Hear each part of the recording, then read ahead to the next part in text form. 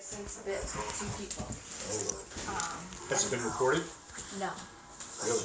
No. How did you get away with that? One of them was a friend here, and another was a stranger on the beach who just didn't. He was warned. I kind of had her on a leash next to me, and he knew that she was aggressive and came up to her anyways, and she bit him. He didn't tell us until afterwards. You reached down to like pet her? No, she bit his leg. Oh. I was down by the water and I told him to wait, not to go near her, and he said, oh no, she's fine, and I said, no, really, she's not. Right. And he went anyways. So she bit his leg.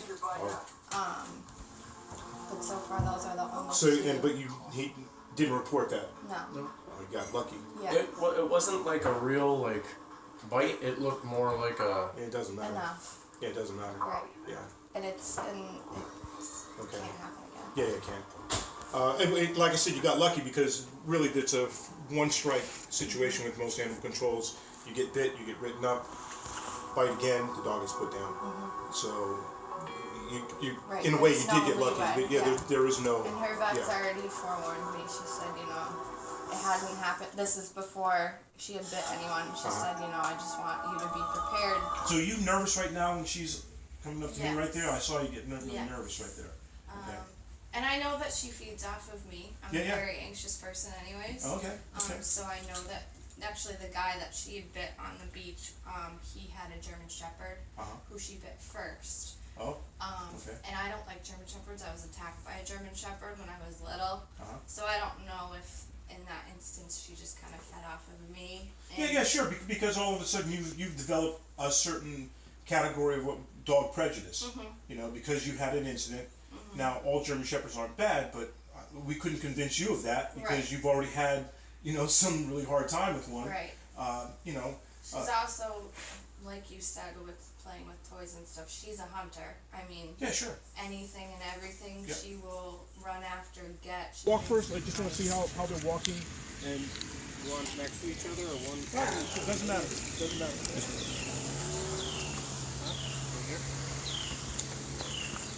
Get this one together real nice so it's ready to go. Oh, good.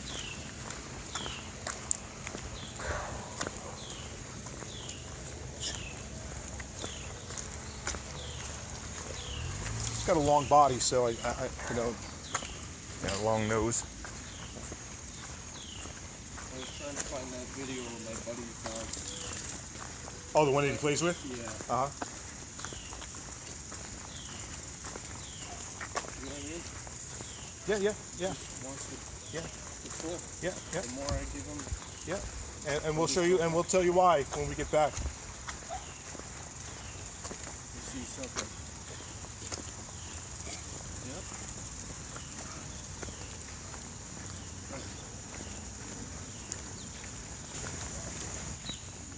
Oh.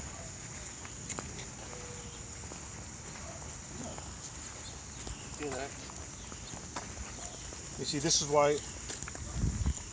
Like, I really almost want to do this guy first. Yeah. Well, we get this a lot where we've been called to homes that have 2 dogs, and they tell us we have this one dog we want you to address, and it almost always is the other dog.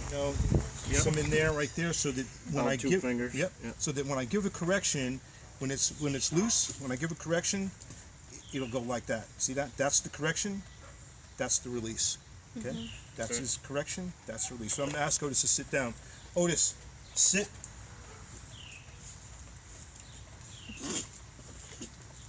Good boy. Good boy.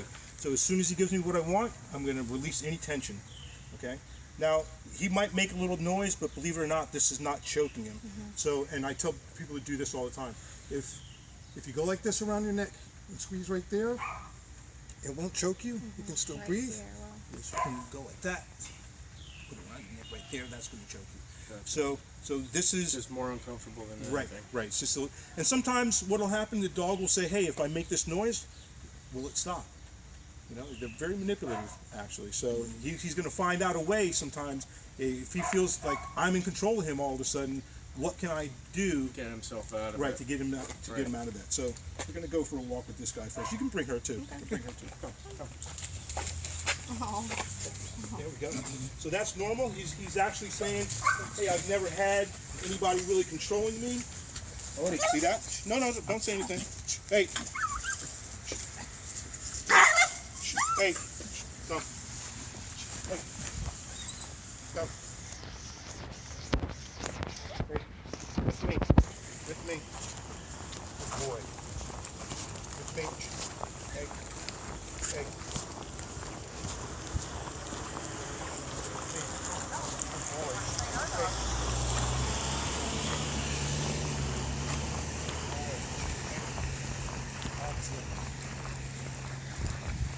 I can tell already that he hasn't had much in the way of a real disciplined walk yet. Hey. Nice go. Hey. Hey. Oh, very nice. So even that improved almost immediately with this piece of equipment. Right. He started to run with me right by my side. Ears were back like this. That means he's in the cut. He's not alerting. I don't give him a chance to even stop and sniff anything because that's not what our walk is about. Our walk is about him just following me.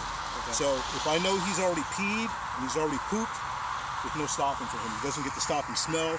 He doesn't get to stop and just spot, you know, and so if I already know that he's eliminated, all this is about the walk of him following me. So you can see that didn't last long, that little tantrum that we get from most dogs because they go, nobody's ever told me to just follow them. Right. You know? And I see this happen all the time. So he went into the cut really nicely. He's really concerned about where you were, which is fine. Mm-hmm. You can see that I have him on my right side. And one of the things that I tell people is that I do this because I want the dog to sort of be my passenger. You'll see that at the AKC level, they'll tell you to heel your dog on the left side because back in the day you had a gun in your right hand and your dog was on your left. And so they insist, a lot of trainers will insist you have to heel your dog on your left side. I don't agree with that. In an urban environment, especially if I'm walking, I'm on the street and I'm walking and we're passing people, I'm usually on this side, you're passing me on this side. Mm-hmm. You know, we're walking just down the street. I don't want my dog in between that. I want my dog on my right side. He basically is always going to be my passenger. Okay, so if I have him in this situation, I'd be walking down the street this way, and then when I go back home, I'd have to cross the street or flip this collar around. Or I flip the collar around to put him on my left side. What I mean by that, whoa, stop, good boy. What I mean by that is that this is on now for right side lead. See that? Mm-hmm. If I switch him and I don't switch the lead and I go to the left side, it's going to pull across that and that will choke him. Gotcha. You see that? Yep. That's not going to release the right way. So I want to make sure that if I have him on my left side, I would take this off, I'd flip it around, and now he'd be on my left side here. Right. Okay? So right now, I'm always going to have this on for right side, even indoors. This, even though this is not custom for him yet, once I take this off, this stays on him inside, and this is our indoor training lead. This is our what we call our necktie. So that now he starts to bark, I reach down, I say, Otis, no, boom, and I give him a correction. Okay. Okay, this is my physical correction. I don't have to really put my hands on him. This is all I need to correct any behavior in the house that I don't like. Okay. Okay, so hook him back up. I'm gonna make sure I cinch this down. We put this on here because this gets a little wanky after a while. Mm-hmm. Okay, so we put the hair tie on there just to make sure that that stays down pretty nicely. Otis, come. With me, with me, with me, with me. Good boy. Very nice. Great response to the lead. Hip with me. Great response right there. See that? Yep. That's what I want for my dog right there. So he's already right now. I tell people he's already off leash right now following me. See that? Yeah, there's no, you got a big There's no tension on slack this in leash. it. Yeah. Yep. Nothing but slack. He literally is now following me off Otis. Good boy. Ears back indicates he's not alerting. Come with me. See, I don't let him stop and sniff. Big So, difference. huge difference, right? Boy. Huge Yeah. difference. And so this is how we walk our dog. This is why I say everybody gets it wrong. Just this little piece right here, excuse me. Never even heard of one of those. I had the choke collar, but I didn't agree with it with the choke collar. Right. And I was told a harness was my best bet, and that's Right. what I've been trying. Right. And I It do doesn't what work. you're saying. She does, but it doesn't do a damn Never thing. does this. It never does this, does it? Some for like maybe 2 seconds. 4 seconds. Right. And then he's Right. right back at it again, and Right. you pull him Right. back, and Right. And nothing. you know what we call that? We call that the rubber band effect. Once you put tension on a leash on a dog, and you release that tension, it's almost like he's going to go like that anyway. He's actually feeling the sense of wanting you to make. He's almost saying, "You want me to pull you." He's feeling that. He's feeling that. Now you stop him. You go, "Okay." And Now then he wants to pulls again. You see? Wow. So really, what happens is I'm letting the dog know that I don't want you in front of me. I just want you following me at my pace. If I speed up, you speed up. If I slow down, you slow down. If I run, you run. Right. Okay? Now Okay. he's following me the whole This time. piece of equipment, As simple as it is, if it's used wrong, it's not going to work. If this thing slips down on his neck down here, he's not going to get the same sensation. If I'm pulling back on it to give him the correction, It's got to be it's from not the side. Exactly. You saw me doing that, Yeah. right? You saw me doing that. I reach out. If he gets ahead of me, I go boom like that. I don't pull back. And with that correction, I give a verbal command. I say with me. You can say heel. You can use any word you want. It just says stay with me. Okay. I say with me on that command. I say boom with me. Okay. Would you disagree with using no? You can't use no because if he that's goes no, ahead, no because no. no is going to be used in a different context. No is going to be used when you actually are disagreeing with an action that he is doing where you've given him a command. So we Okay. will use no in our process, but we're not going to use no here. Okay. Okay. What I also want to do is I want to layer in as much verbal commands as I can. I use left turn and right turn when I come to a left and right turn. I use whoa, whoa, stop, because I let the dog know that I'm about to come to a stop, and then I stop. I do that because ideally I want this dog off leash. Right. So when I'm off leash and I'm coming to a stop, I'm not going to come to the curb and just go stop, and he takes 2 more steps. I let him know we're coming to a stop. Whoa, whoa, stop. Now, I don't stop at every curb. It's just not normal, so I don't stop at every curb, and I don't make him sit at every curb. I'm going to make him stop and wait. I can then make him stop and sit. But when I come to a stop, I go, whoa, whoa, stop, just like I did now, and we stop. And I say, okay, and then I'll say, Otis, come. I go, with me. Good boy. Slow, slow, slow, good boy. That's beautiful, guys. That is beautiful. With me. Good boy. Whoa, whoa, stop. Nice. Good boy, Otis. Oh. Good boy. That's okay. Come on. Now go with me. See that? Just reach out and pull, and then I go down. Good boy. Beautiful. Good boy, Otis. Whoa, whoa, stop. That was very nice. Good boy. That's the look I'm looking for. Good boy. See that? Okay. So the idea is that you're trying to give him as little tension as possible once he starts, once Getting he's the in the feel cut. for it, Right. Once he's in that cut right there, and you're going to give him as much lead as possible. Like I said, you don't want yourself to be tense. At some point, you want to just be walking like this. Right. Just be walking just like that. I almost feel like the second I got it, he's like, okay, now I can go. This guy's gone. You know what I mean? In a way, well, people say that. People say that all the time, but it's really about commanding and already have a vision of what you want. That's going to change, and you already see him. So, like I said, he's going to get out in front of you. Boom, with me. The other thing I'm gonna have to work on is I always said no. If he started going ahead of me, Yes, yes. I'm almost like, Yeah, yeah. see how I just started I saying did. it the I did. second Yeah. I got it in my hand, I was Yep. like, Yep.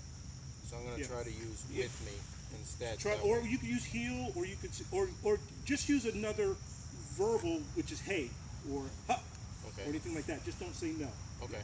on that, because we're going to put no into our training, but not on the walk.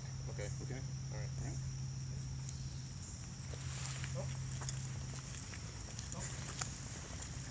Now drop your hand. Relax. Relax and walk. And relax and walk. Like you're walking. There you go. Yep, and then relax. Yep, there you go. And then move up to him. You can move at whatever pace you want. That's beautiful right there.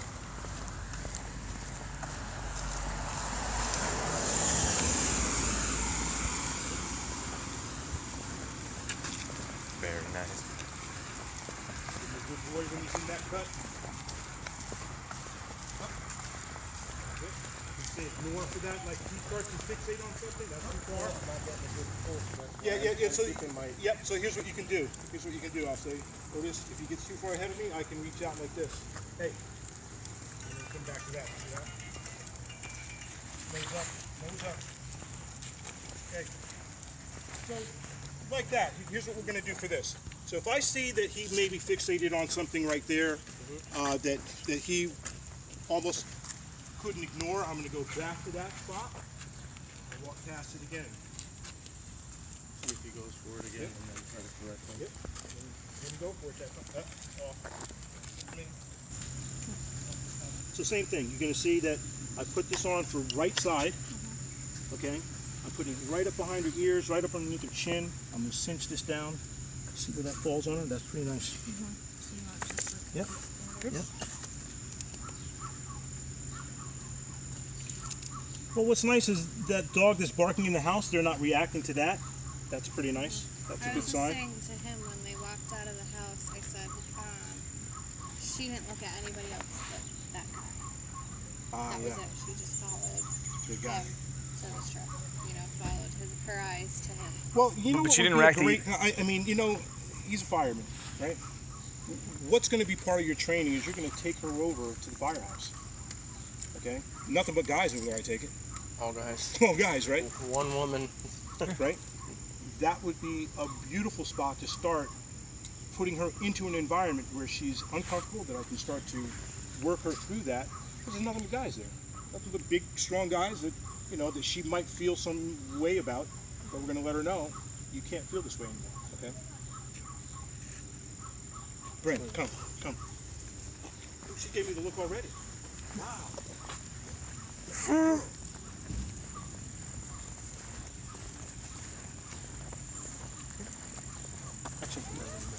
Okay.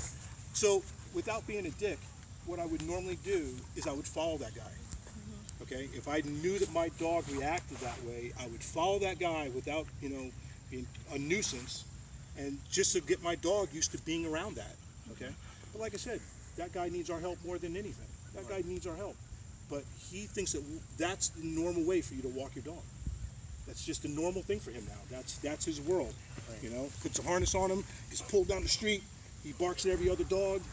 There's no fun in it. He won't even go far. The fact is you won't go nearly as far with a dog like that than you would if you were just walking easily and the dog politely by your side. You're going to go for miles. Right. Walking like that, you're fighting it. It's like exactly trying to pull back an anchor. Right. Or, Walking like that, you can't wait to get back home. Yeah. You can't wait to get back home. Okay. So let's walk back to the house. Okay. So like I said, once she's on that side, I would go to the other side of the street so that you won't have your dog out in the traffic. Relax your arm. Oh. Yeah, that's good. Now relax your arm. This way. Yep, there you go. Nice. That's beautiful.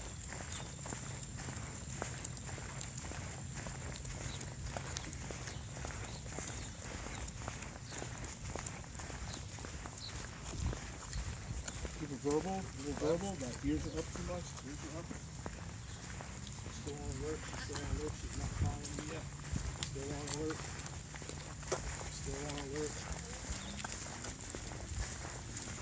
Nope. I said it. Can't not. Well, that was good. You said no for him going up on the yard. On the yard? Yep, Yeah. yep, you can say that for that. Okay. Move into his space. Yep. Awesome. Okay.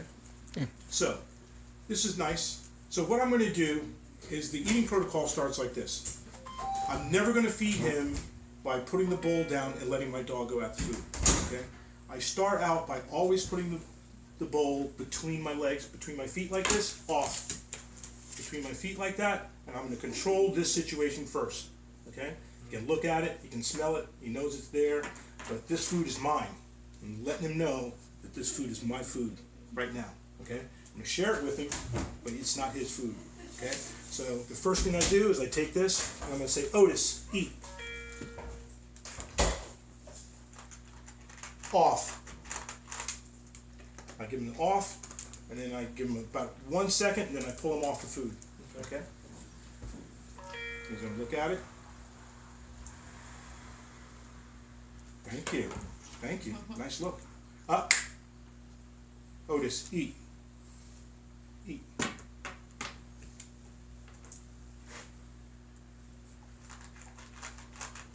Off. Good boy. So I'm giving him off, I wait, boom, pull him off.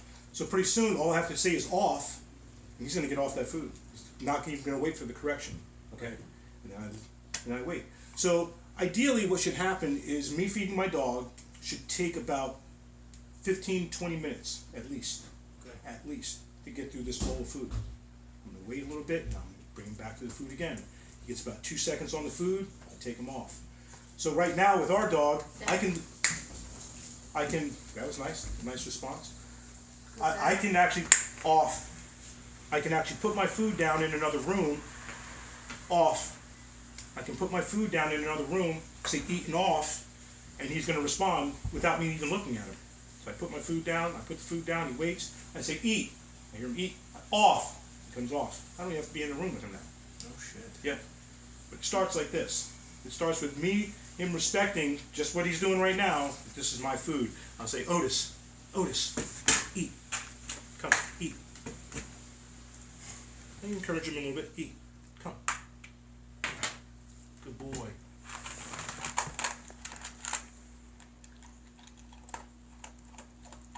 He's a pretty gentle eater.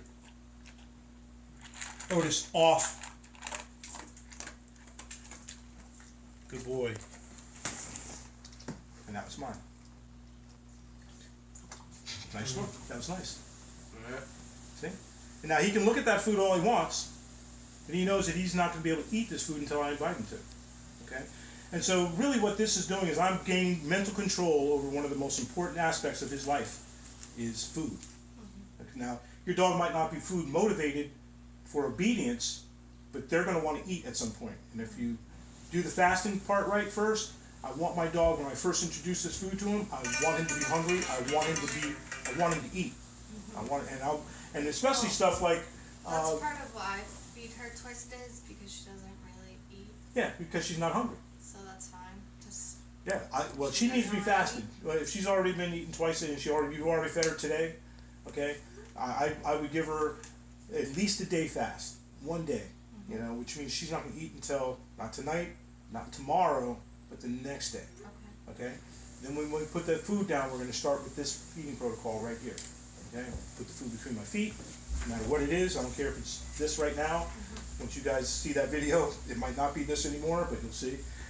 Like I said, we recommend a raw diet, species appropriate, goes through the system better. It's a little expensive, but that's why we supplement ours with some dry kibble. But we know that dogs need raw food.